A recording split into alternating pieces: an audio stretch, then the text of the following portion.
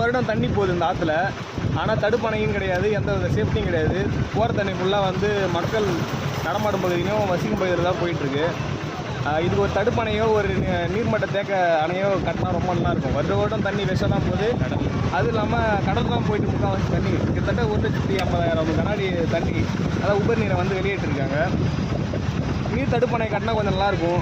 பக்கத்தில் ஊருக்கும் வந்து விவசாய நிலமும் போர் வந்து அதிகமாக இருக்கும் தண்ணி.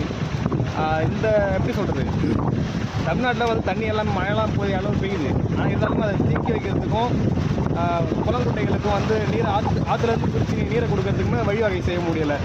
அப்படி ஒரு சூழல் ஏற்பட்டுருக்கு. வருகின்ற காலகட்டங்களும் கூட இந்த நீர் தடுப்பணையை கட்டுறதுக்கான முயற்சி எடுத்து தான் நல்லாயிருக்குன்னு நினைக்கிறேன். எனக்கு தெரிஞ்சு இது என்னோடய கருத்து மட்டும் இல்லை, மக்கள் பார்க்குறவங்க சொல்கிறாங்க இந்த கருத்தெல்லாம். இதெல்லாம் கருத்தெல்லாம் சொன்னால் வந்து நம்மளை வந்து முட்டாள்ன்றானுங்க. நீ எதிர்கட்சியா ஆளுங்கட்சியான்னு கேட்குறானுங்க. அவனுக்கு தான் அந்த பதிவு. யூடியூப் செய்திகளுக்காக பை பை, see you.